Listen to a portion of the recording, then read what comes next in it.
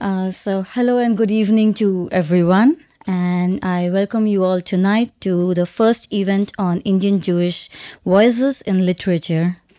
I thank you all for coming in here today. And to begin this event, I have Dr. Shlomit Aroni-Lear, who shall be giving the welcome address. A short introduction to her.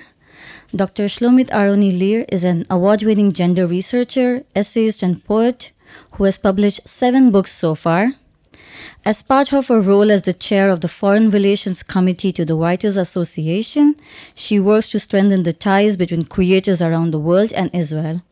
She recently presented a report at the Special UN Committee in Geneva that deals with bias against Israel in the English Wikipedia, which sparked a lot of discussion. Dr. Aroni-Lear works to promote women's rights in Israel in a wide variety of ways and initiatives. I welcome Dr. Shlomit to the stage. Thank you.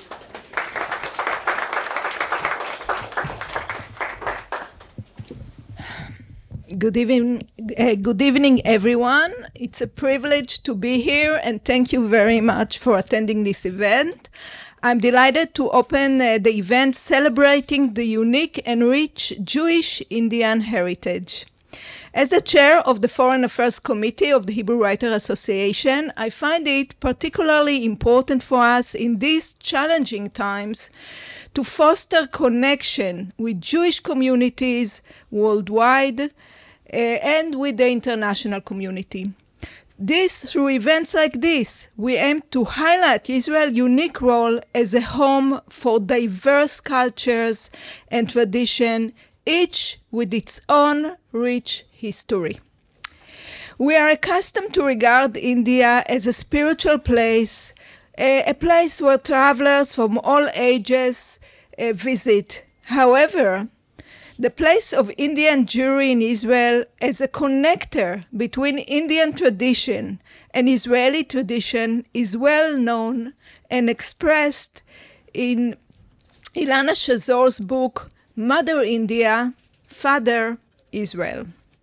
For over 2,000 years, Jewish community have lived in India, untouched by anti-Semitism that unfortunately still afflict Jewish communities elsewhere.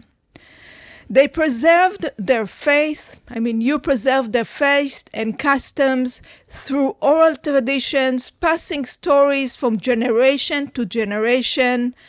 Among them are the Kuchin Jews, whose roots go back to the days of King Solomon.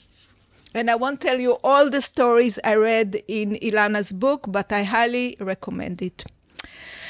The story of Indian Jewry is not just a historical record. It is a deeply personal narrative of faith and identity, where women play a major role. It tells of women who preserved ancient songs and prayers, passing them from mother to daughter, and of female leadership who pushed for progress. It tells of families who maintained their traditions in the face of change, and of individuals who bridged the gap between ancient customs and modern life. This heritage reminds us of the importance of cultural preservation and the significance of passing tradition as a reminder that different cultures can coexist and enrich each other for thousands of years. I hope this evening will strengthen the connection between the two cultures and showcase the beauty of Jewish Indian heritage.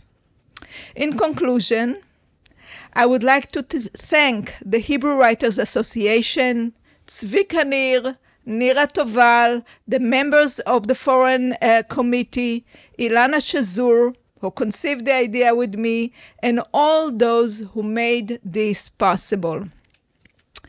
As the chair of the Association of Foreign Affairs Committee, I am pleased for the opportunity to celebrate culture and traditionally open with Israeli communities worldwide. I hope this event will be the first in a series of additional events connecting Israel with communities around the world and send our united hopes and prayers for the release of all hostages. Thank you very much. Thank you, Dr. Shlomit, for your words of encouragement. Taking the evening forward, we have a very interesting lineup of creative writers and poets today who will be sharing a glimpse of their work with us and in this process, taking us on a journey. India has been a home to Jews for generations and centuries. Its culture and identity has impacted Indians and non-Indians in the world and also here in Israel. The identity of the Indian Jews is both Indian, Jewish, and Israeli at the same time. And words, art forms, and creativity is one place where this complex and layered identity shows itself in a bright light. Now, before I invite the speakers to speak about their work, let me begin by giving a brief introduction of the Indian Jewish communities and their story. In India, there are various communities of Jews with different names, history, and also different languages.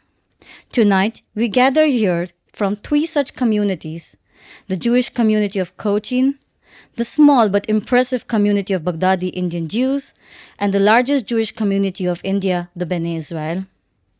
In the late 1940s, with the establishment of the State of India, and a year later with the State of Israel, these communities began the process of migrating to Israel by making Aliyah. Today, approximately 80,000 Jews from India live in Israel. They belong to all communities of Bnei Israel, Baghdadi, Kochini, and Bnei Menashe. Tonight, we will be listening from the writers from 3 such communities. One of the oldest settled communities in India, which even find their mention in the Torah, from the days of King Solomon, is the Cochin Jewish community. Settled in the southern state of Kerala, the community showcases a rich history and culture. Cochin Jews left India in the 1950s, and today the community numbers approx 5,000. The Cochinis settled in Nevatim today are building a common museum representing the Indian Jewish communities. The second community that I would like to talk about came from the regions of Iraq, Syria, and other neighboring places, and were collectively referred to as the Baghdadi Jews. This small yet prominent community made their indelible mark on the society and the city of Mumbai, where they contributed both economically and culturally. In the 200 years that they lived in India and Asia, they prospered and helped the Jewish community prosper with them through international trade in Asia and world. The third community that I would like to introduce is the Bnei Israel community from India, which is also the largest Jewish community and is the oldest foreign settlers in the country, one of the oldest foreign settlers in the country, and has maintained the oral tradition of being one of the last 10 tribes who settled on the western coast of India and the Konkan region. The coming of the British and the process of industrialization led the community to leave their villages and settle in the urban areas of Mumbai and other cities. In general, these communities of Jews who did not suffer any discrimination or anti-Semitism produced poets, writers, screenwriters, actors, musicians, alongside engineers, scientists, and decorated military officers, and much, much more. Now that we know a little about the communities, a few words about today evening. This evening, we will hear pieces of fiction and poetry, and we'll also see a dance story. All the creatures tonight deal with identity and belonging, whether it's in the past or in the present. As mentioned, each of these communities has a unique and independent identity. It raises questions about factors, differences, perspectives, religious and spiritual outlooks. This evening shall hopefully provoke a discussion about writing out of desire to record a memory versus the freedom of creation and the freedom that the artist takes upon himself. The Indian Jewish community has always been at the forefront of culture, art, music, and literature, with contributions that have not only made history, but has also been the turning point in the history of liberal arts and creativity. Whether it is the contribution of the Baghdadi women to the film industry as the earliest female actresses, or to the modern artists and writers narrating their stories through books and art forms, we have contributed to it all. On that note, we shall today hear from 7 artists and a dancer who shall grace the event with 2 brilliant performances. I invite on stage Ilana Shazor and dancer Ayala Lev. Ilana Shazor is a multidisciplinary artist and social activist, and currently she is active in the protest alongside families of hostages demanding their return. She has edited the books Ichakdana, Breaking the Silence, and Mother India, Father Israel, and the book of Ben Israel Malida. Her book Mother India, Father Israel has been translated to English and is also available on Amazon. Ilana created an original play called Samsara, a Hebrew story in classical Indian dance, where she narrates the story with 3 dancers in the classical dance accompanied by musicians. The story we will see tonight is a very well-known legend of the arrival of the Bere Israel and is an excerpt from the Samsara show. The dancer of today's performance is Ayala Lev. Ayala is part of the ensemble of choreographers and musicians in the classical Indian style. She is a leading dancer in the Kathak style of dance, a dance form from North India. And an interesting thing about Ayala is that she does not belong to any of the Indian communities, but yet today she shall give us a glimpse of its culture. The folk story has passed through the generations in the community in India and contains history, identity, religious belonging, and value. There are various versions to the folklore, and this particular version, Ilana has written in the spirit of the current times. Let's welcome them both.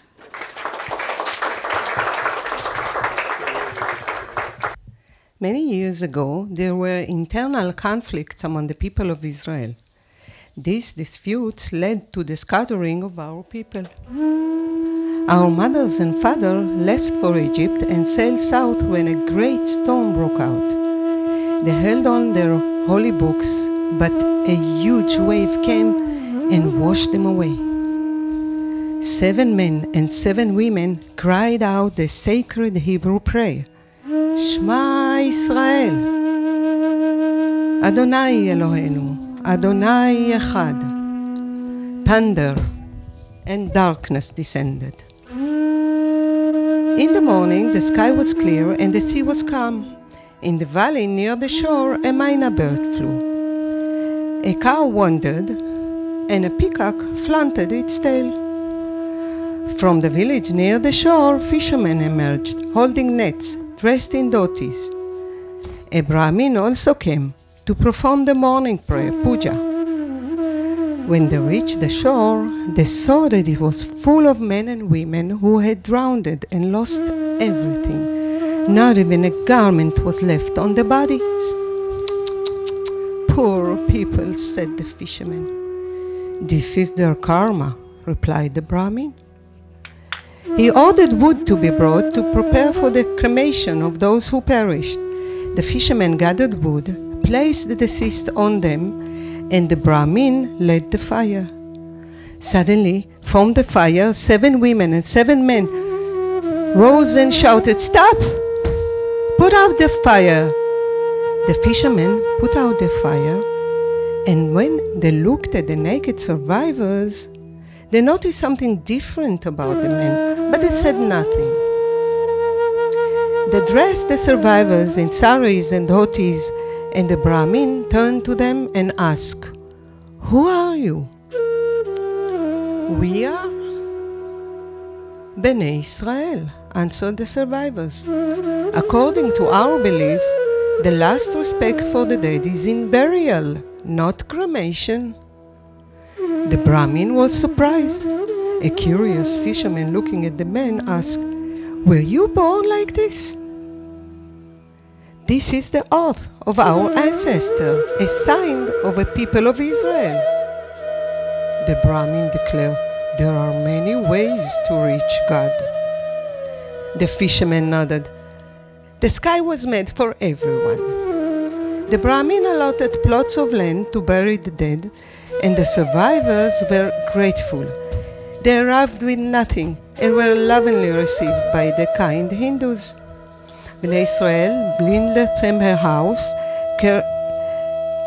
and in a courtyard in the valley where the cow moves peacefully, the peacock dances gracefully, and a minor bird squawks obnoxiously. Bnei Israel remembered the Thanksgiving ceremony for the prophet Elijah, the Malida. They cleaned their homes and yards, and two of them pulled a cow into the yard from the nearby field. Seeing this, a curious fisherman followed them and was shocked to see them slaughtering the cow. Did you slaughter a cow? They slaughtered a sacred cow. The fisherman ran to tell the Brahmin. A sacred cow? Since when is a cow sacred? The Bnei Israel were very frightened. What will they do? They covered their eyes and cried out, Shema Israel. When they opened their eyes, they saw a light in the sky approaching them. In the light, they saw horses of fire and a chariot with a man standing on it, with hair and a belt around his waist. The chariot of fire stopped next to them, and on it stood the prophet Elijah himself. The prophet turned to them and said, always keep your faith. Always respect those who are different from you. A day will come when you will live in peace with your people. The horses of fire carried the prophet Elijah back to the sky, and at that moment the Brahmin arrived with all the fishermen. Did you slaughter a cow? The Brahmin ran into the yard, opened the gate, and in the yard he saw the cow, standing healthy and whole, chewing grass at ease. From that time until we left India, we passed our tradition from generation to generation to keep our faith, to respect those who are different from us, and a day will come, we will walk in the path of life in peace and harmony.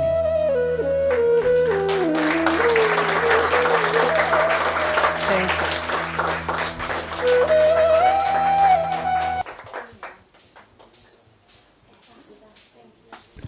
Wow. Thank you so much. That was, I believe, a wonderful performance. Well, moving forward, we have Ms. Shimrit Levy, who shall be speaking about poet Nissim Ezekiel and reciting some of his work. To say a few words about Nissim Ezekiel, he was born in Mumbai in December 1924 and passed away in January 2004 in a Bnei Israel family. His father was a professor of botany and mother a school principal. Ezekiel graduated with a master's degree in literature from Wilson's College in Mumbai and continued to study philosophy in London. A man of great intellect, culture, known for his role as a literary editor, founder of Literary Magazine, and a critic for the Times of India. He also served as the head of the English department at Mithai College for over a decade.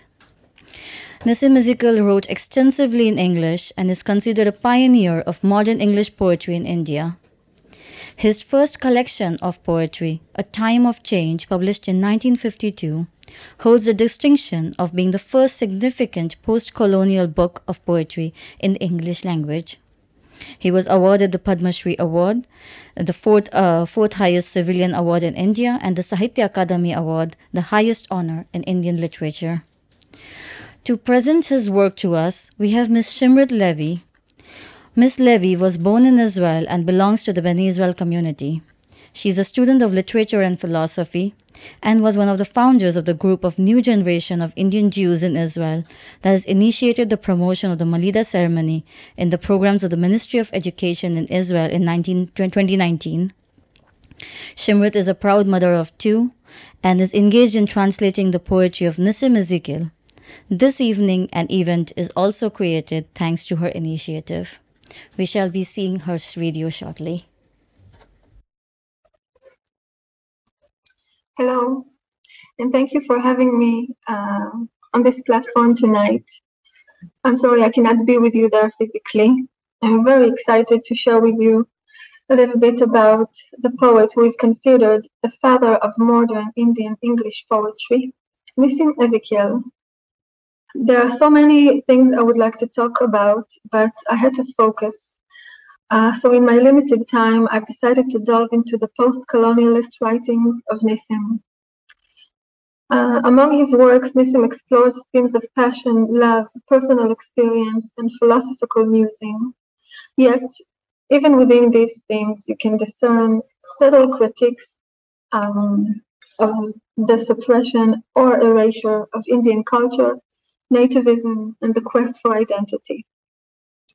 Post-colonial poetry explores various themes and subjects that reflect the experiences, challenges, and perspectives of people living in the aftermath of colonial rule. One of these themes is identity and self-representation.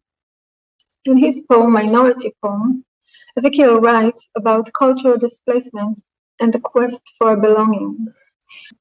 Nissim provides a deeply personal yet universal description of the minority experience and the complexities of cultural identity and acceptance. Nissim was raised as a secular rationalist by his scientist father and educated mother. As a member of the Jewish minority among the Hindu-Muslim community around him, he felt marginalized, which enabled him to perceive things in a different perspective. So this is Minority Poem. In my room, I talk to my invisible guests. They do not argue, but wait till I am exhausted. Then they slip away with inscrutable faces. I lack the means to change their amiable ways, although I love their gods.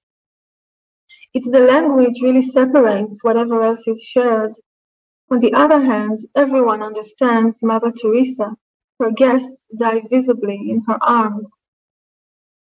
It is not the mythology or the marriage customs that you need to know. It is the will to pass through the eye of a needle to self-forgetfulness. The guests depart, dissatisfied. They will never give up their mantras, old or new. And you, I'm sorry, orphan of their racial memories, merely polish up your alien techniques of observation while the city burns. Nissim reveals a deeply emotional and personal side of himself in this poem. His exploration of identity and belonging is a recurring theme throughout his life. Despite these personal challenges, he remains engaged with Indian society, reflecting this engagement in his plays, poems, and writing. Ezekiel poetry often raises awareness about social issues in India and demonstrates his commitments to fighting for social improvement. This is one more prominent theme in post-colonial writing. Ezekiel was troubled by the country's struggling economy and carefully analyzed the reasons behind it. He was saddened by the indifferent and cruel attitude of the rich towards the poor in this post-colonial era. I will read to you now just a few lines from his poem, The Truth About the Floods. I went to the village to find out the truth. All the houses had collapsed, and many were washed away. The men, women, and children were silent. They gazed at the sky. I had walked 2 miles in muddy water to reach the village, but the villagers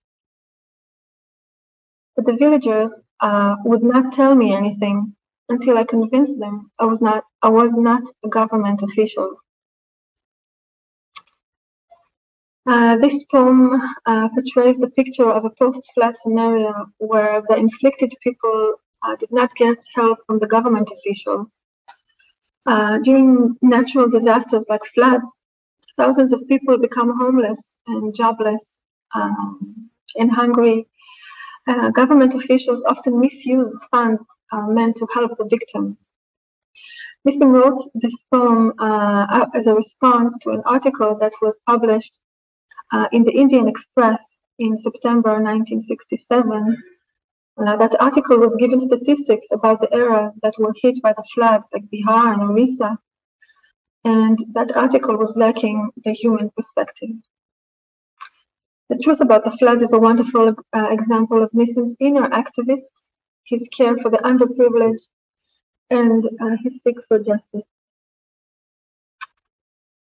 The national identity achieved after independence gave Indian writers new confidence to be critic of the present, the past, and of themselves.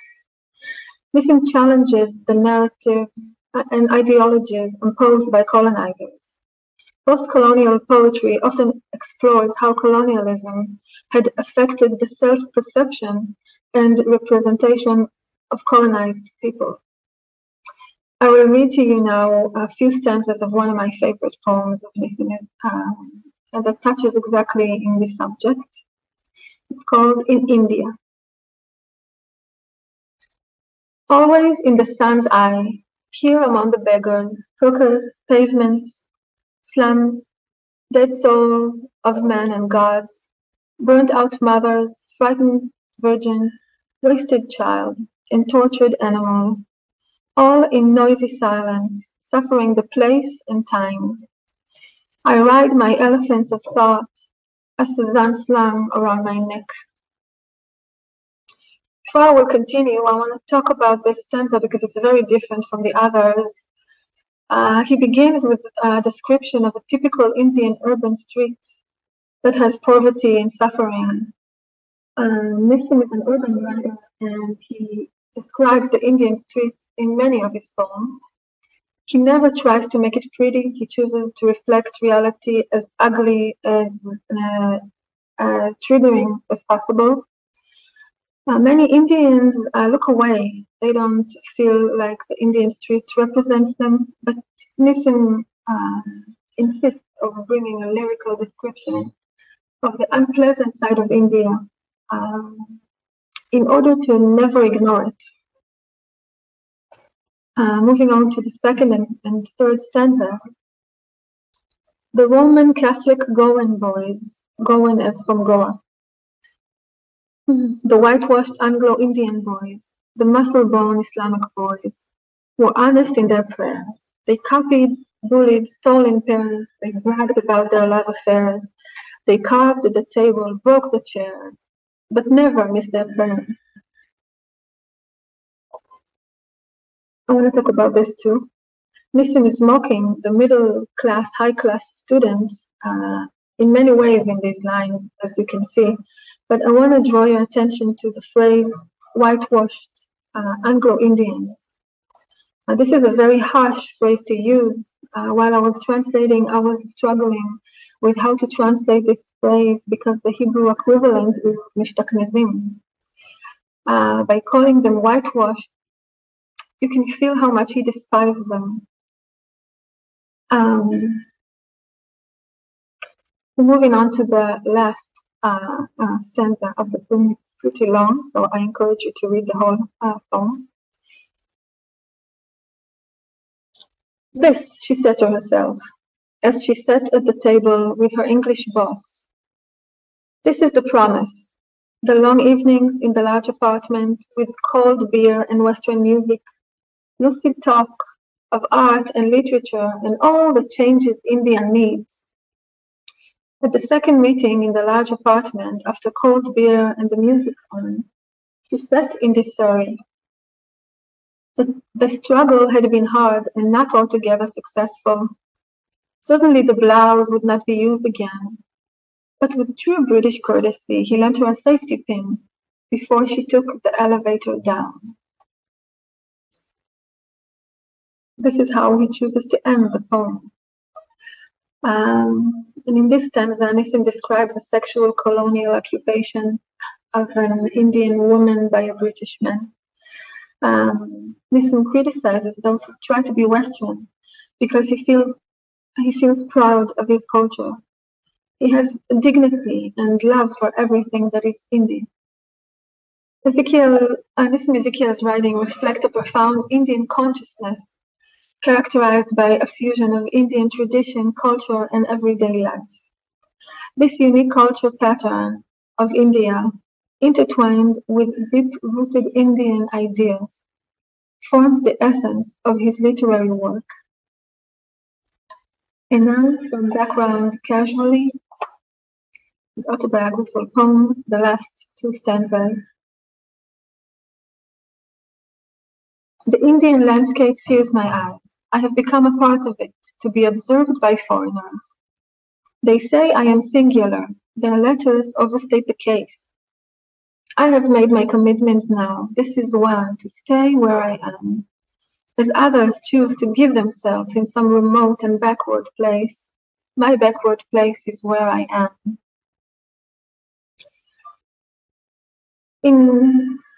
In the early years of India independence, living conditions were challenging. The British left the country devastated and broke. Muslims and Hindus began fighting over territory and power, promoting many to leave. Our community members also immigrated to England, USA, Canada, Australia, and of course to Israel. And they wrote letters to those who remained, urging them to leave India, to leave this backward place. So when Nissim writes, they say I am singular, their letters overstate the case, he means those letters. Nissim traveled and lived abroad and returned to India out of a choice, a sense of belonging, and above all, love.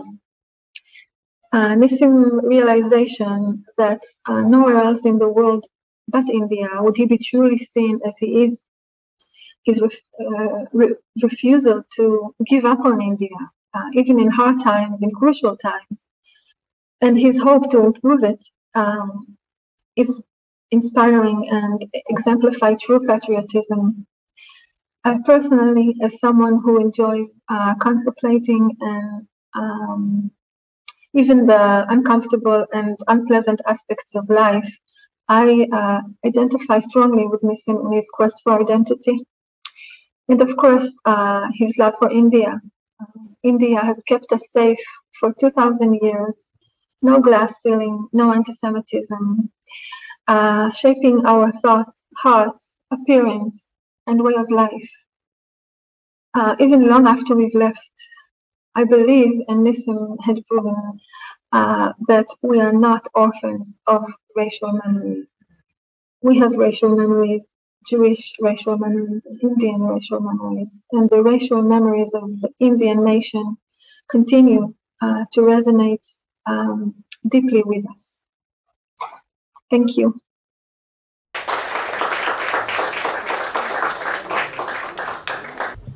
I would really like to thank Shimrit for her insightful thoughts. A short note, a member of our community in US, Elab Erulkar, is in need of a kidney donation. And you can all see the roll-up and collect flyers from Rafi to know more about it. Moving forward, before we move to the next speaker, I once again would like to fill the stage with yet another beautiful performance by Ayala Lev. This performance is dedicated to the Marida ceremony, special to the Bnei Israel community.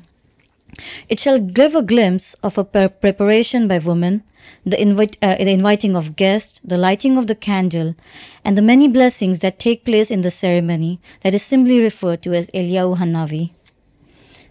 I welcome on stage Ayala Lev.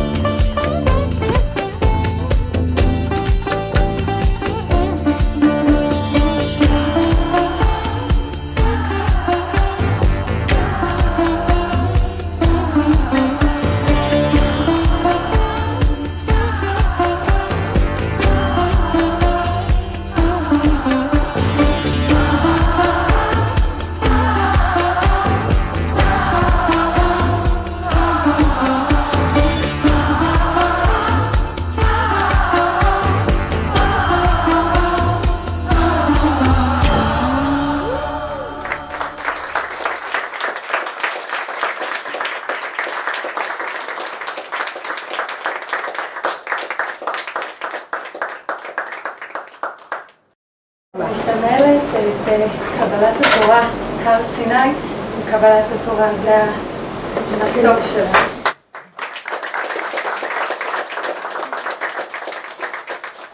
Thank you so much, Ayala. That was really beautiful. Before we move to our next speaker, I would like to invite Dr. Garika Tejaswar, the first Secretary, Public Diplomacy and Head of Chancery Embassy of India in Tel Aviv, to speak a few words and grace this event. Thank you. Let me first congratulate the Indian Jewish Heritage Center, the Cochin Jewish Heritage Center, and the Hebrew Writers Association in Israel for putting together this wonderful event, showcasing the literary traditions and the cultural legacy of the Indian Jewish communities. The civilizational links between India and Israel date back several centuries. The Jewish community thrived in India for several centuries without discrimination and anti-Semitism. Further, although the Indian Jewish community was isolated from the Jews elsewhere, it not only maintained its Jewish traditions and followed the faith the way it chose to do, but it also contributed to India's nation building. India, in turn, has celebrated the contribution of its Jewish community and honored it with highest awards. Several of them have chosen to do Aliyah to Israel for better economic reasons. Today, they form a living bridge between the two countries. We are proud that over 85,000 Jews of Indian origin live in Israel. Our embassy also facilitates organizing the National Convention of Indian Jews in Israel, which brings together thousands of people. The last one was held in 2022, and we hope that we'll continue this tradition. You would also be aware that Government of India organizes the Know India program, which has been effective in binding the Indian origin youth to India.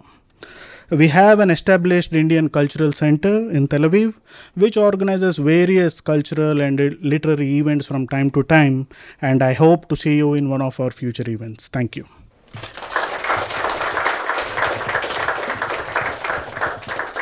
Thank you so much, Dr. Tejaswar. Our next speaker, Esther David, is from India and has sent us a video that we shall play in a minute. Esther David is an Indian Jewish author, an artist, and a sculptor. She was born in a Bene Israel family in Ahmedabad, Gujarat. She has won the Sahitya Akademi Award in 2010 for her book, The Book of Rachel. She started her career by writing about art and became the Times of India art critic, a national English daily. Later, she was also the columnist for Femina, a women's magazine, and other leading national dailies. She has written several books and also edited and contributed to several others. Her books are related to Bene Israel Jews in Ahmedabad.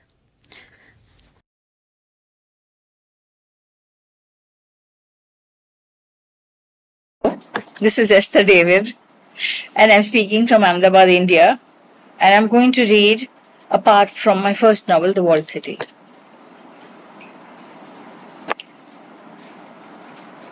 They cover his eyes with earth from Jerusalem. I take some in my fingers and sprinkle it over his eyes. Brown, dry earth of the promised land, textured exactly like that of my surrogate motherland. Yards of white cloth stitched on the sewing machine by mother, granny, and Aunt Hannah. His shroud, the pantaloons, the long coat, the kamarband, and the cap. They put white socks on his feet and tie a sprig of fragrant leaves on his hands with a handkerchief. He is now ready for his last journey. Hands dusty with the earth of both lands and wet with my tears, I wonder about Jerusalem. Samuel, my cousin, stands like a statue over the grave, the wax from the candle burning his hands. I want to ask him from where we come and where we go. We do not know from where, but we know why. From sure death, expulsion, exile, homes broken, disrupted, burned from ruin to ruin with the hidden book, the book lost in the shipwreck. Eyes watching King Solomon's golden temple, the Exodus. crossing the sea, the 10 lost tribes calling out to one another in lonely, faraway lands. A long journey into the dark night, following the Silk Route from Yemen, Rome, Spain, Naugaon, pressing oil from coconuts under the sleeping eyes of the ox. The story of exile, the book lost in the Arabian Sea, closing in on the freedom of our minds, a breath, our thoughts, a prayer of the God without a face in the land of eyes. Jerusalem with the golden stones, eyes swimming like fishes in the turquoise sea of Galilee. The story repeats itself. Farewell, leave everything, and start all over again. Observe the Shabbat. Skins mingling, changing color. Graves on the shores of Naugaon. 6 couples crouching together in the womb of the earth. Mysterious dwelling places of my ancestors. I am just the seed of a buried tree. Thank you.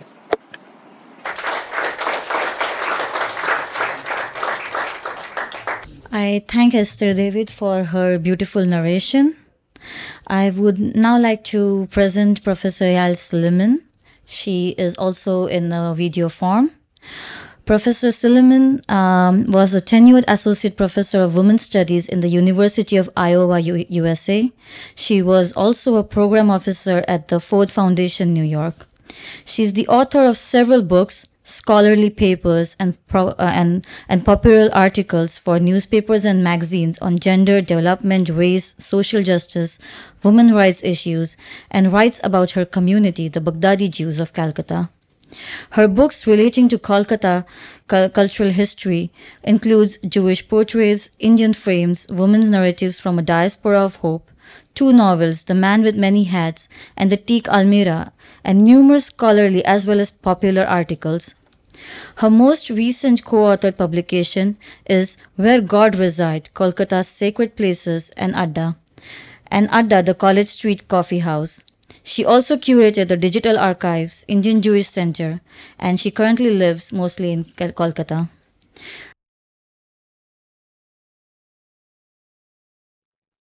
I'm going to read you a passage from a novel of mine, and it's about Jewish people who left Calcutta coming back looking for home. And this is a story about a man who left 56 years ago, the passage I'm going to read about him.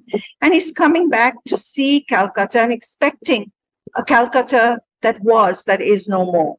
So I'm going to read a few passages from his coming to the synagogue, the Magen David, which is a beautiful and grand synagogue.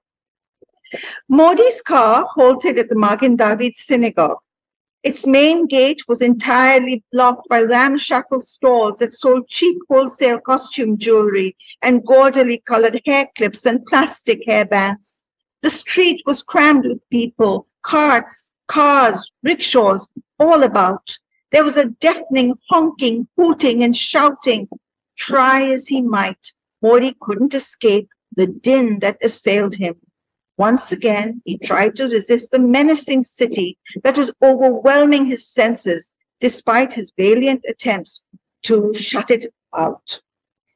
Modi heard the creaking gate open and sat up straight, running his fingers through his thinning hair to make sure that he looked neat and tidy.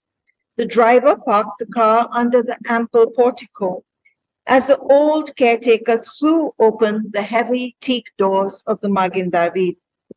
Modi put on his old crocheted kippah as slowly and deliberately as he could.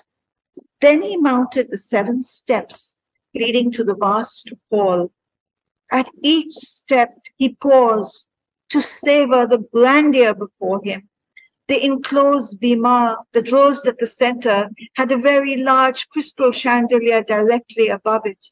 He could see all the way to the other end of the synagogue, where the red and gold eternal lamp hung from the dome of the inner sanctuary.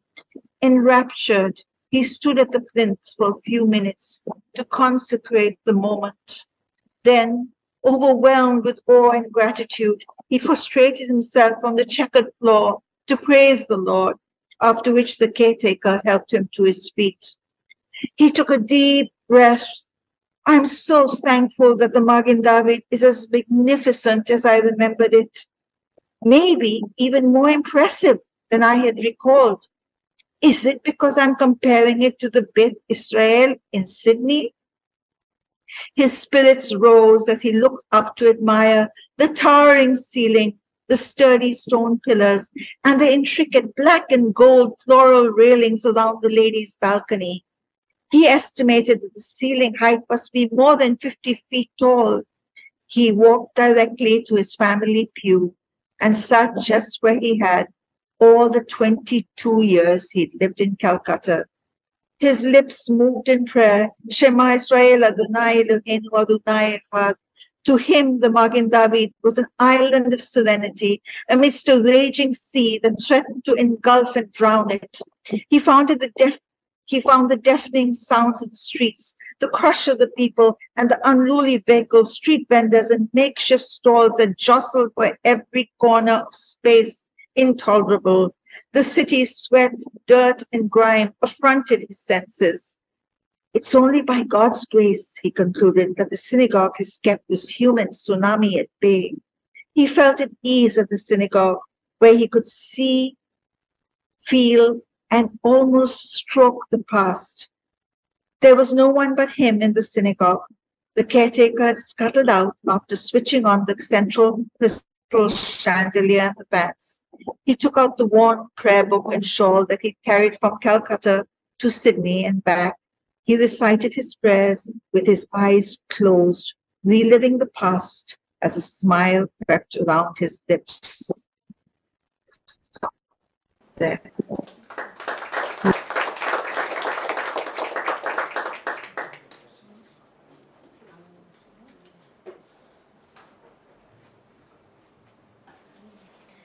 I thank Professor Yael for her wonderful contribution to the evening. I would now like to invite Sophie Yehuda. Sophie Yehuda is from the Bnei Israel community. She was born in India and studied chemistry and biology. She worked as a teacher and later was a flight attendant in the Indian Airlines. After she got married, she made Aliyah to Israel in 1972 and raised her family until her children grew up. Then she returned to the university and graduated in English with honors and later also completed her master's. She joined creative writing studies and her first book is part of her master's thesis work. Waiting in Sophie's drawers are 2 books and a collection of her short stories, which have not yet been published. Let us hope that it shall happen after this evening. Tonight, the story that she will read, in her words, is the beginning of her next novel.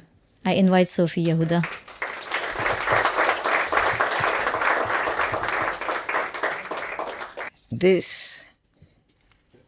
By the way, I have 2 books published and 2 are waiting and a collection of short stories. Now, I won't read too much. There are 7 pages here.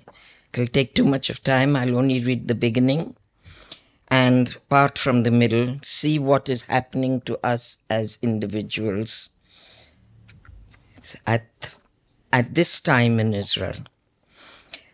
Sarah has been invited. Okay, now this we will read. Sarah sat at the auditorium of the school she had attended as a schoolgirl.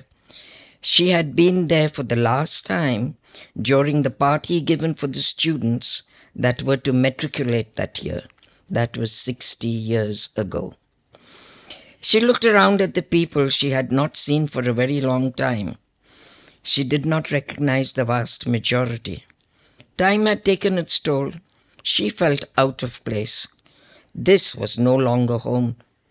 Except for a few exceptions, her former classmates seemed more interested in bragging about accomplishments and passing around pictures of their new families than they were in each other. Of course, there were exceptions. The songs of the 60s that were supposed to raise nostalgia grated on her ears. The music was too loud. There was no air conditioning and the ceiling fans only stirred warm air over the heads of those seated directly beneath them. Sarah regretted that she had bothered to come. The invitation could not have arrived at a more inopportune time. 3 of her sons were with the Israeli army fighting in Gaza. A daughter who was married to a farmer from a moshav in the north had descended upon her with 4 young children.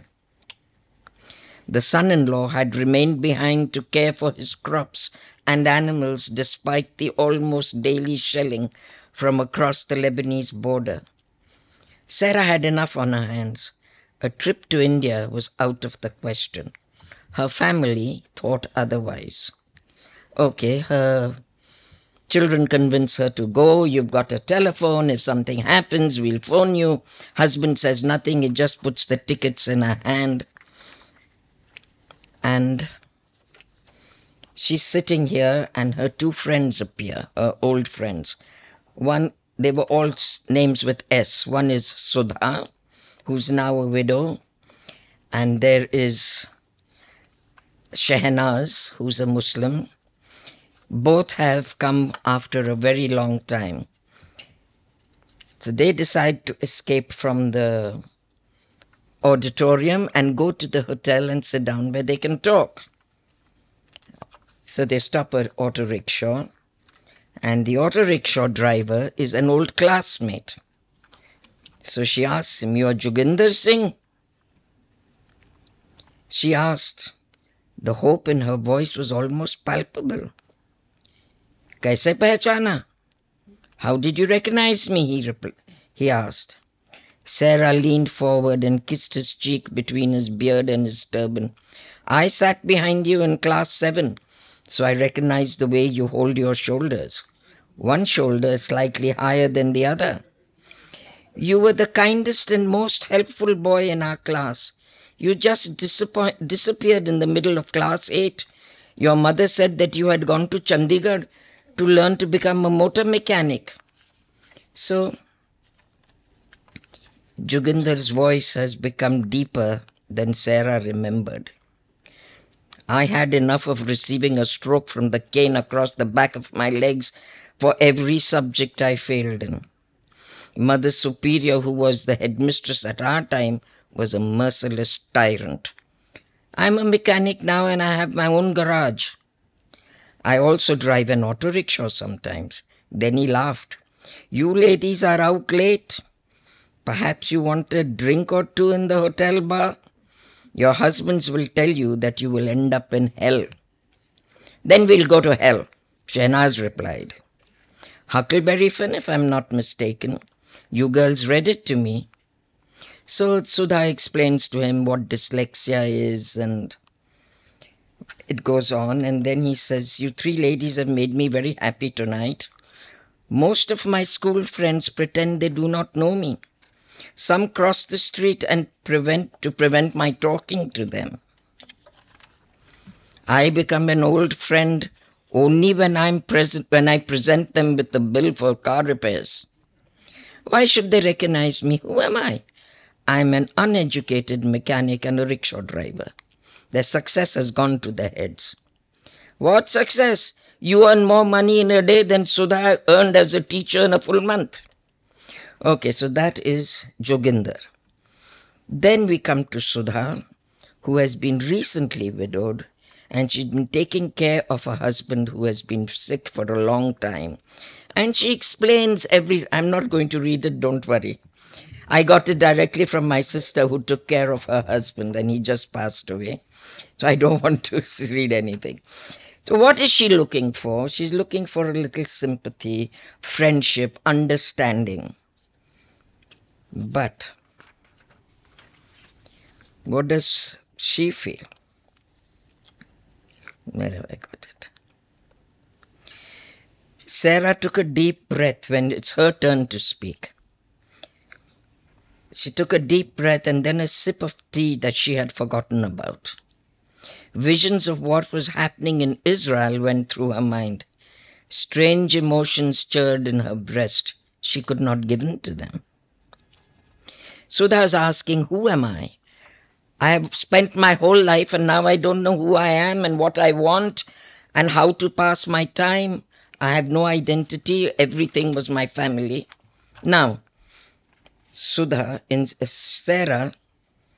answers her. I have no problems with my identity. I am a mixture of many things, but I know exactly who I am. First and foremost, I am a human being. Then I am a woman. After that, I am a daughter of my parents, sister of my siblings, wife, mother, aunt, niece, ma-in-law, sister-in-law, etc., like the rest of us. I am a neighbor, a friend, a member of my synagogue, and a part of my community. I am an Indian by birth and extremely proud of this part of my heritage. I am equally proud of my Israeli nationality. Israel is where I belong and where I will always belong. No part of me contradicts any other part.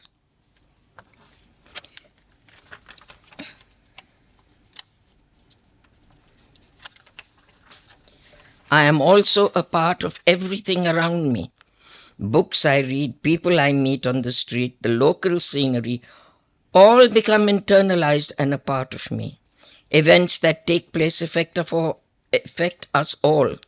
The 7th of October last year and the atrocities that were committed on that Shabbat, which was also Simchat Torah, lies deep within my soul.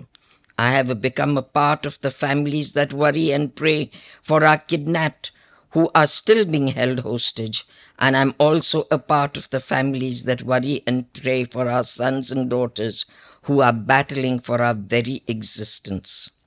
You decide who I am. It makes no difference to me. Sarah fell silent. The last part of her speech surprised her. Where had that belligerent question come from? And the indifference. It was uncharacteristic of her.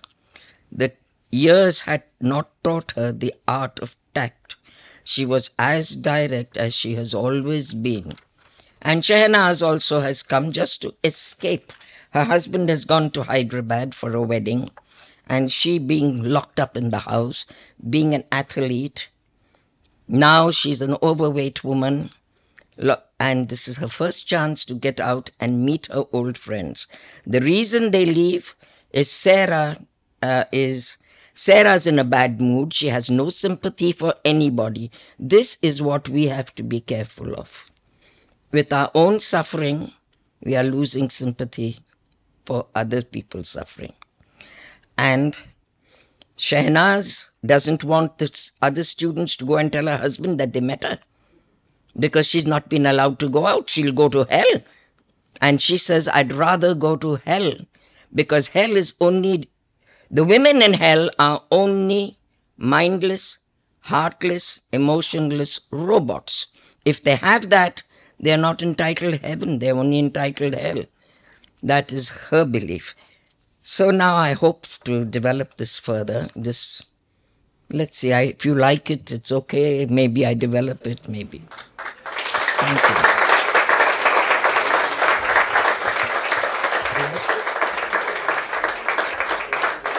Thank you so much. That was beautiful and a heartfelt reading. Thank you. I would now like to invite Gil Elias. Gil Elias is a Cochin Jew, poet, and social activist in the gay community, former director and chairman of the Gay House in Beersheba and the South, and currently the representative of the gay community in the municipality of Beersheba.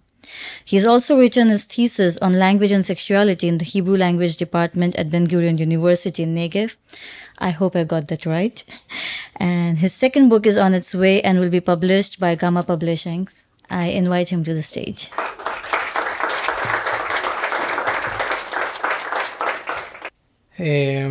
So I will start with the first poem.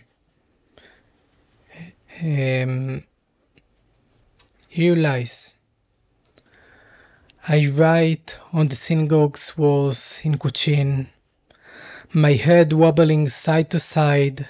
I write about the hidden exile, the erased sentences, converting inherited poverty into gold. I was sure that the scabs of the trauma would peel off my black skin, exposing the raw, rosy wound. All I found was sand, scars, and stones. So the first poem is like an introduction for the other poems that will be. All the poems were edited by Rachel Perez and translated by Ariel Elvaraz. So I will read my second poem, and then I speak about him a little bit. A meeting to no end. Grandpa, please stay for Friday night dinner. Filled me up with the one we call God. Filled me up with what we call black. Filled me up with Kerala fish you caught in Cochin. Hand me down the bucket you carried to Ernakulam. Tell me the tale of what is happening here between us. In this poem, the poet tries to delay his grandfather from leaving dinner. The passive position of the poet helps him to be filled by the perspective of his grandfather about God, black, and his point of view as a fisherman in Cochin. The poet wants to stay with his grandfather to minimize the gap between himself and the image of the grandfather in his life. But when he had tried to put all the terms together, they fell apart with the words between us. That show the distance that will never close. The title ironically references to another poem of an Ashkenazi Jew, Natan Alterman, A Meeting to No End, Pgisha L'En Ketz, in which he tried to describe with great words the yearning to a lover that will never appear. The material of Natan Alterman in his poem is grandiosic. A lot of great words and metaphors. My poem is the opposite. It tries to talk about simple thought regarding the relationship between grandfather and grandson. My third poem, Confession. Revoke my days, revoke my youth, revoke my age, revoke my vows, revoke my drive, revoke my envy. Revoke my longing, revoke my means, revoke my belongings, revoke my deeds, revoke my lineage, revoke my heresy, revoke my cohesion, revoke my skin, revoke my blackness, revoke my legacy, revoke my blindness, revoke my atonement. So, last year, I was in Cochin. Before I visited, I made a research about the history and my parents, my heritage. Where do they live, and what was their profession, and how was their daily life. So in my new book, my second book, that we'll call Homo, Homo, Homo, Hom, that will publish in Gamma Publishing, some of the poems are like prayers that wish to building a new history, new identity. The poem is concerned with this feeling. How am I dealing with construction and deconstruction of my life? So like the second book, the name of the second book, like the name of the poem. Homo, homo, homo, hom. I opened the pink book to page 32. Some homo had written a poem about his grandmother from Cochin. All the way home, I wondered, what was he thinking to himself, that homo? The poet here opens a pink book that references to his queer identity. He knows exactly where to open the book. It means that he knows this book pretty well. He read a poem about a homo who wrote about his grandmother from Cochin, his other identity. Then he went back to his home, and on the way home, the liminal space, he thinks to himself, not about the homosexuality, neither about his ethnicity, but rather about what he was thinking. Instead of thinking about his identity and about his relation with his home, he thinks only about his own thinking. As a result of this action, the poem is subverting himself. And to, like a conclusion, I will read just the last poem. Cochin. Moon, you appeared in the dark skies, and I could not find you. I will rise a blind man to the silence of my heart, breath, but I will not find you. You are the endless night, you are my elegy, and I have not found you. Thank you.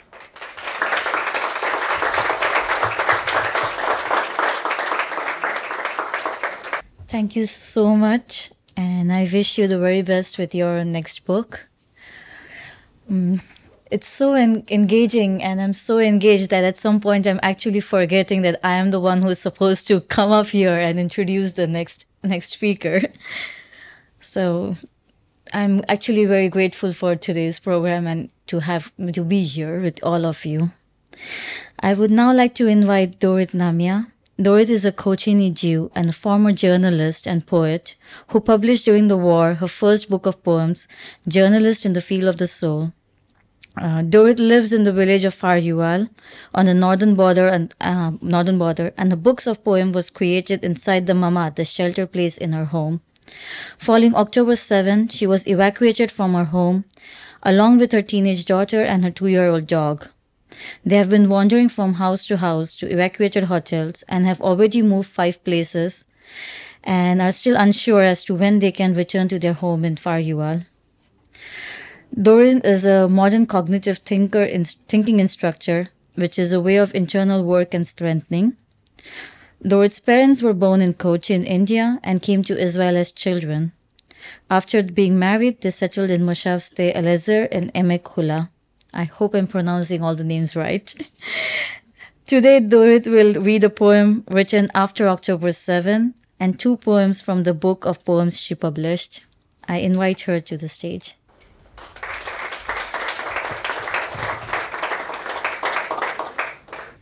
Hi. So, my name is Dorit Nehemia. My parents were born in Cochin and made Aliyah when they were young kids. My father was 16 and my mother was 4. They got married and settled in Moshav Sde Eliezer in Emek Hula. I live with my 16 years old daughter and 2 years old dog in Kfar Yuval in the north border. This moshav was established by immigrators from the Cochin community. And it's a very, very quiet, green place, used to be until the war. And from October 7, we are evacuated from our home, and we still don't know when it will be safe to go back. There is a Hebrew word for our situation. It's called mefunim. In English, it's like evacuated. or displaced. And I wrote some songs about it after the war. And actually, there are 60,000 people from the north in my situation. And I like to let this voice to be heard in the world. I started writing poems when I was 15 years old. I was very shy about it, and I hid them most of the years. In some occasions, I sent songs to the radio or to the newspaper, and it was published, but most of the time it was hidden in the drawer. And I decided to write a book, and I published it in the last December during the war. So the first song that I'm going to read is from the book.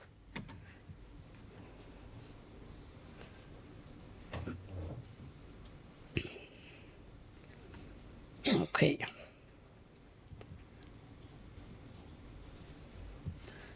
The heavy keychain getting lighter. Only one car key remains. I don't have a key house. For the first time in my adult life, I have two choices: to cry over my bitter fate, or to understand that all possibilities are open, and meanwhile make every place my home. This one was written before the war, but I think it preserves what we feel right now.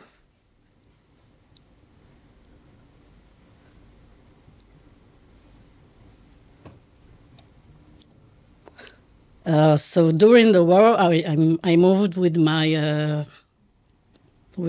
teenage girl and with the dog to 5 places. We went first to our family, and then friends, and then to the evacuees' hotels. And I want to say something about this experience, which is very weird, and people don't know much about it. So it's like taking one suitcase and put it in the car and rush out of your home and not knowing when will you back. And meanwhile, there is a real war going on right now in the north. Every day they shoot 20, 30, sometimes 50 missiles a day. At the morning of Shavuot, we woke up to 200 missiles. Even in the place that I live right now, which is far from the border, it was really, really scary. Even my home was, there was a little bit damage to the kitchen from the missiles. So we don't know what's going on and what is the program. Children don't know where they will be studying, start the next year in school. So this is the situation, to live in one room. Imagine yourself with a teenage years old girl and a dog in one room with all the bags, no privacy, and it's very, very difficult. So I wrote a song about it. I lived in the hotel in Tiberias, and I wrote a song about it. In the evacuees hotel in Tiberias, there's parquet flooring in the rooms, 3 meals a day, and even a pool that's sometimes open. There are activities for the kids: Yafit the clown, and Asaf the musician from the theater. Kundalini yoga for the adults, because it's very important to remember how to breathe. One might think it's a vacation, but no one dances the Macarena at the pool. Homefront command officers holding meeting in the lobby. In the WhatsApp group Evacuees Restal Hotel, they announce, representatives have arrived from the National Insurance and government office that failed. The smokers smoke more, and everyone is gaining weight and not sleeping. Panels of evacuees, like in the television studios, sit and analyze. Why did this happen? And what should the army do? Kids are going crazy. Dogs are running around and barking. No privacy. Uncertainty. The evacuees hotel in Tiberias has never been so bustling. This is not a war. This is not a vacation. This is a war.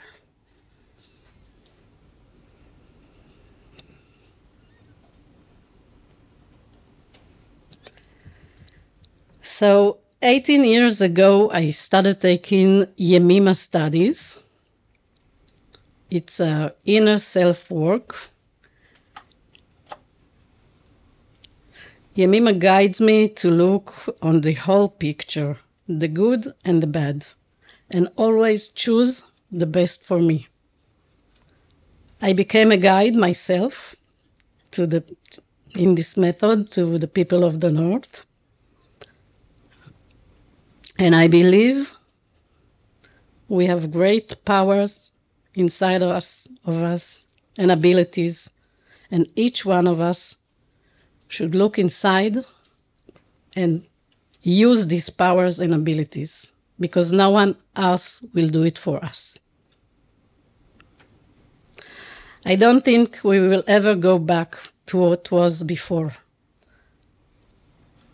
I think that we should build, after this war will be over, we should build something new. And my last song is my wishful thinking.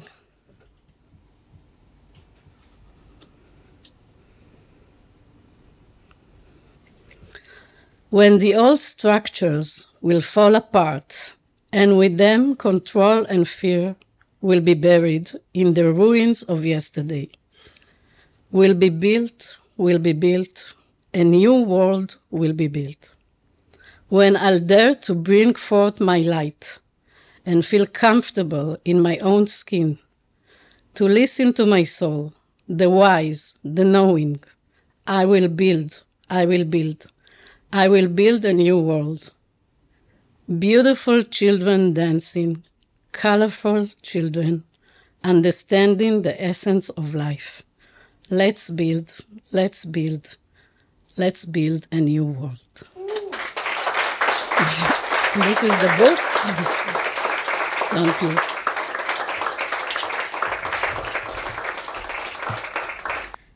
Thank you so much, Dorit, for sharing with us and also, in a way, giving us hope. We are nearing the end of the evening, and it has been an exciting journey. We started this evening in the past from India and ended here in Israel to today's reality. And as we conclude today's evening, I would like to invite Mr. Rafi Bhonkar to say a few words. Mr. Rafi Bhonkar is the chairman of the Indian Jewish Heritage Center in Nevatim near Beersheba. Along with his wife Nurit, he is also the initiator of the project Lila for academic research and education of Indian Jews with the University of Haifa. I open the stage to Mr. Rafi.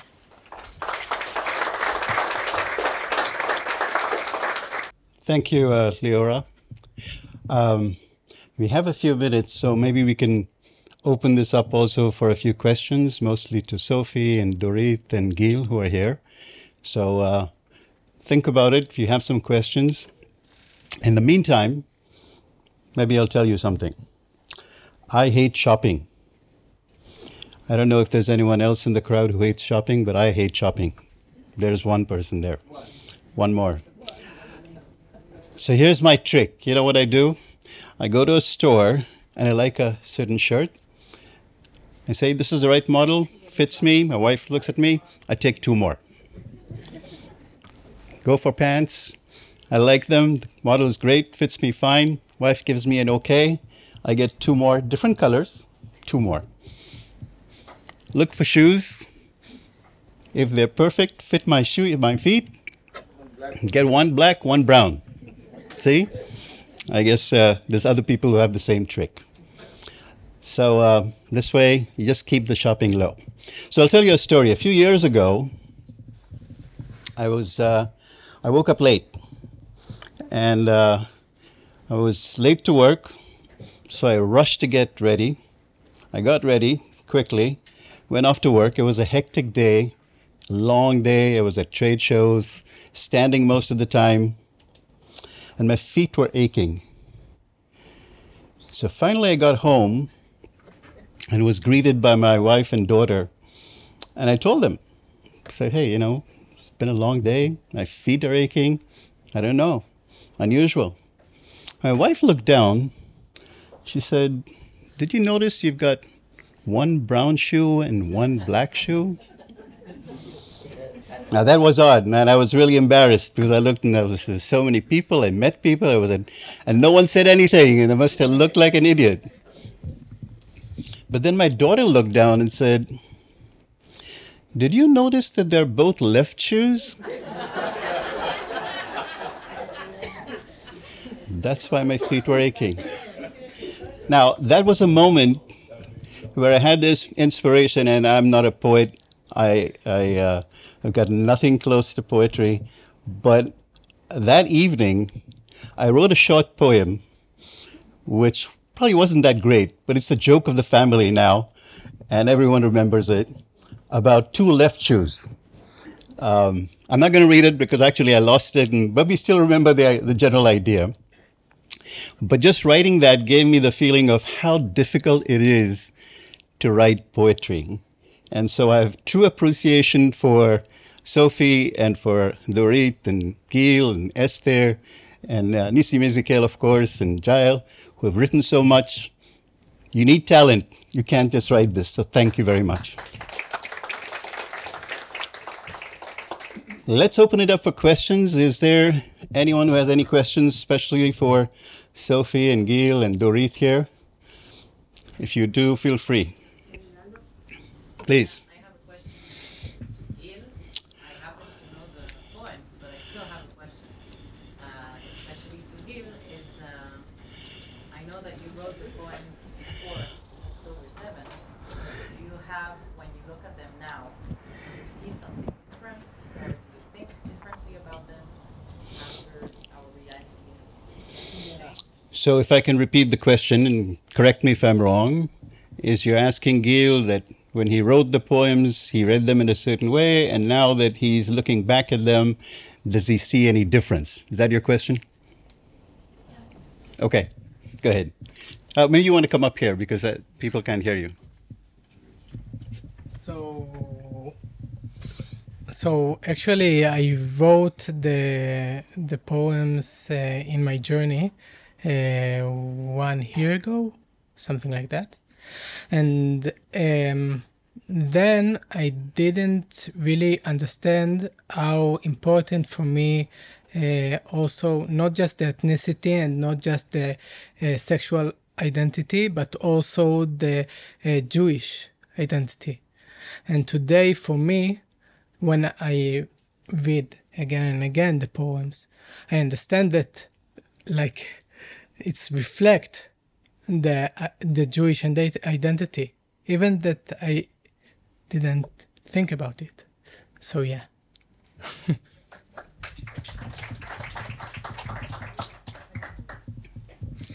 Other questions? Okay, I guess it's warm, right? I mean, yeah, it's not easy with the heat and the air conditioner. Sorry, there's a question here, Rona. Go ahead, loudly if you can.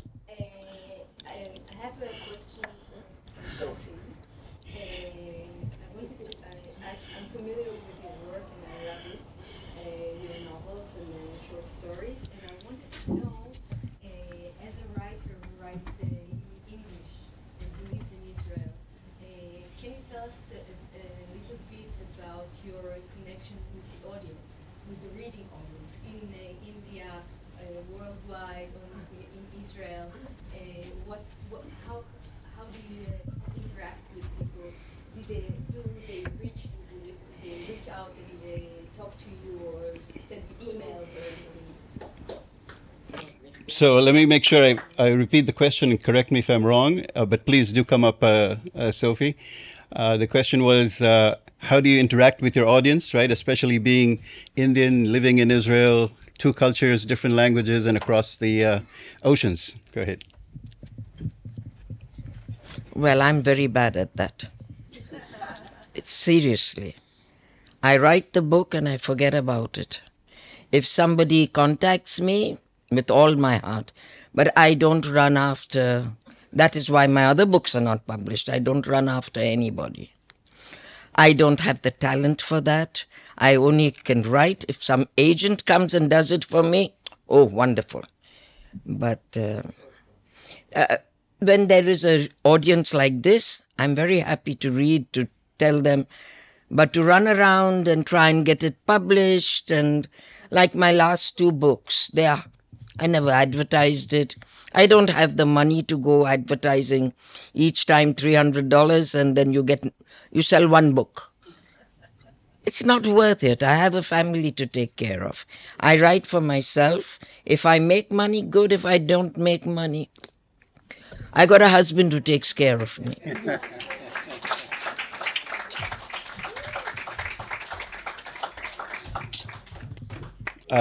The husband, do you want to stand up and say she wants to thank him? Only simple guy behind the famous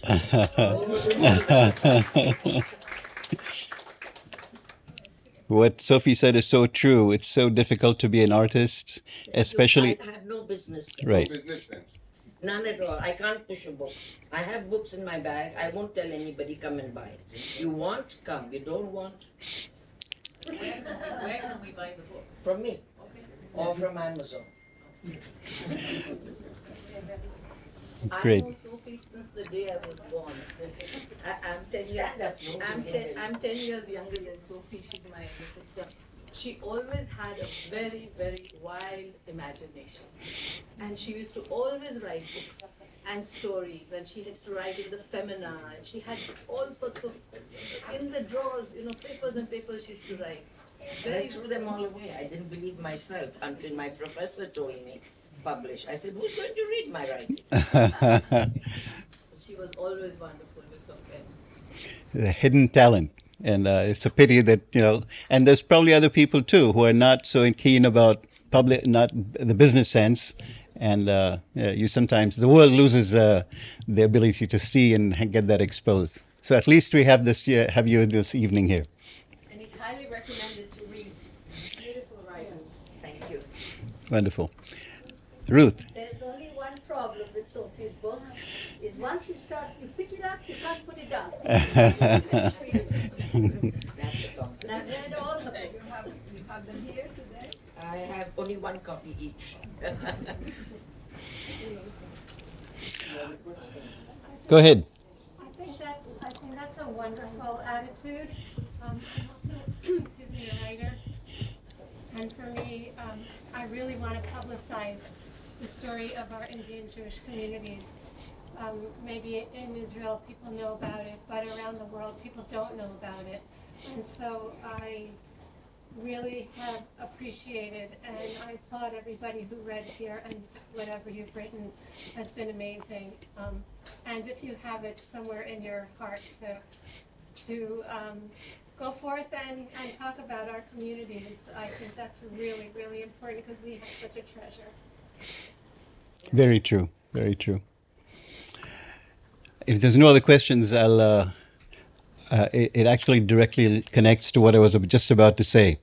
So the Jewish population, do you know what is the Jewish population worldwide in percentages? 0.02%. Yes, 0.02%. Okay. That's about 17 million Jews today in the world, which, by the way, is the same amount as right before the Holocaust. So we've kind of come back, but still it's 0.02%. 0.02. Do you know what is the Indian population out of the total 17 million Jewish population? 4,000 in India. No, the total. I mean, India, Israel, and so on. So it's about 0.5%. 0.5% of the 17 million is the Jewish Indian population. Okay, and this includes second generation and so on. So it's really small, and just like was said, I'm sorry I didn't get your name. Rachel. Just as Rachel said, it's a small community. Actually, it's 4 small communities of Jews. And people outside Israel, I mean, I remember going around, if I mentioned to someone, they look at me and say, oh, you're Indian, great. But then you say, no, I live in Israel, I'm Jewish. Really? There are Jews in India? So that's a very common response.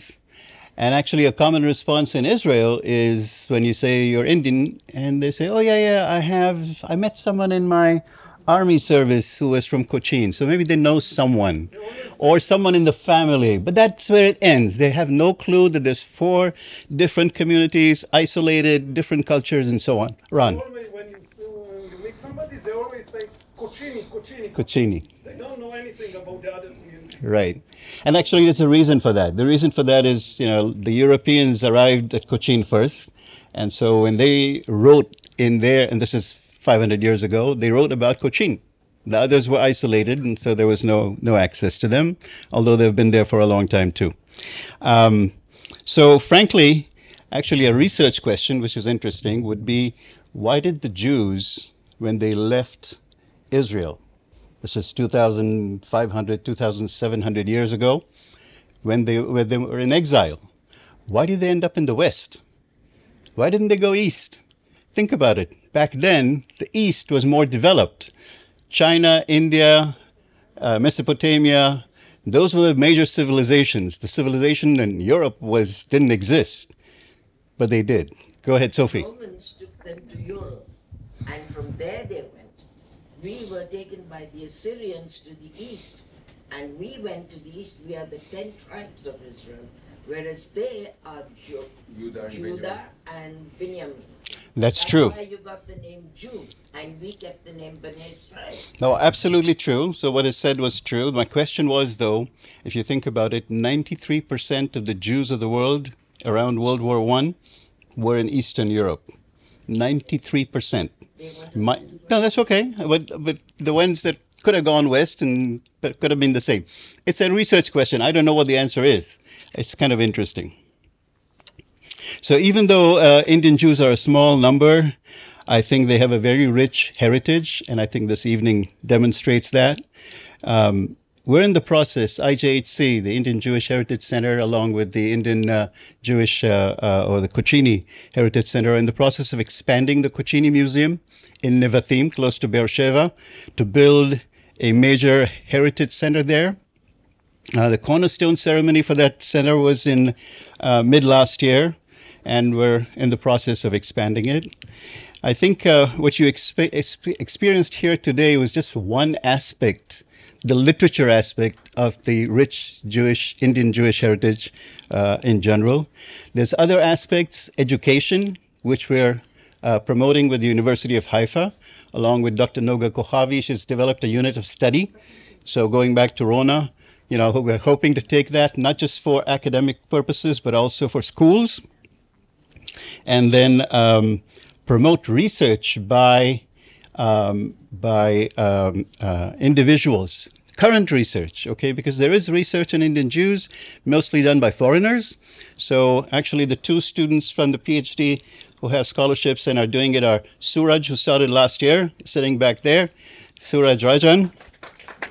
And Suraj is doing his second year in his PhD, comparing the migration of the Bnei Israel Jews back from 55 to 65 and comparing that to the Bnei Menashe community, which came recently. So that's a research that he's doing at the University of Haifa. And then Liora, who you've seen all this evening, Liora Pizarker, started her PhD this year, and she's researching the evolving identity of culture, the Bnei Israel community. So this is all happening with young research and new generation research. One of the things that I noticed is at Machon Ben Tzvi, the Ben Tzvi Institute, there's no mention of Indian Jews. Again, going back to what Rona was talking about, we're so small that we're not mentioned. So we need more of these doctorates and so on to talk and I hope there's many. Well, there's many more. I want to say one word about Yad Ben Tzvi. For November 14, there's going to be a big one-day seminar about the whole Jewry of East Asia, and also that thing will include also the Jews of the Indian Jewry. And that's all great. I think we want to see the Indian Jewish community more on the stage with different aspects of the community, of the rich history that we have. There's other activities that the Indian Jewish Heritage Center is promoting. Actually, this week, the Birthright Group is in Israel from India. There's 13 Jews, youth, that came to Israel last week. They're here for 10 days, and we had the opportunity and to have them and have an event where they could meet 5 Israeli local youth who are also with roots from India. Actually, Hila, who is the daughter of Rebecca, was the host, the star of the event, really hosting that and giving them an opportunity to ask questions and learn about the life in Israel. So that was a good opportunity to expose the youth from India.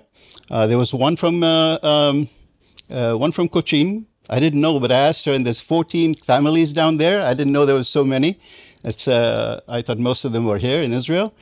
And then, of course, a lot of the Bnei Israel.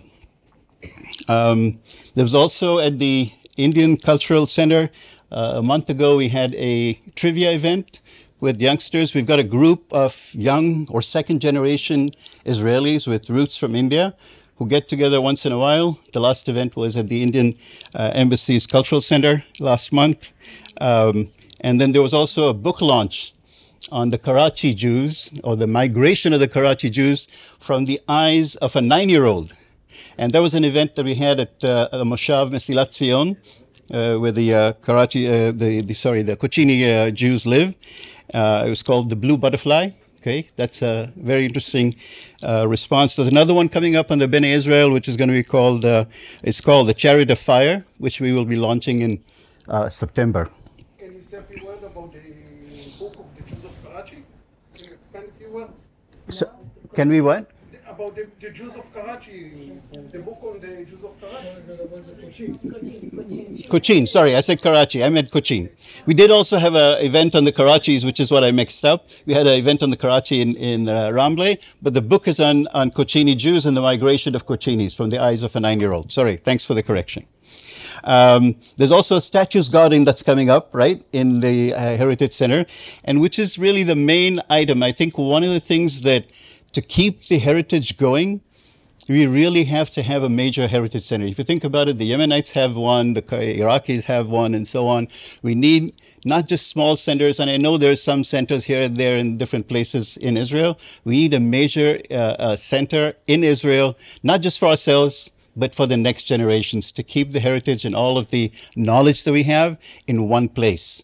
And that's something, the cornerstone, like I mentioned, was mid last year. It's going to be coming up. We're hoping to have that expand and grow where we can keep all that information.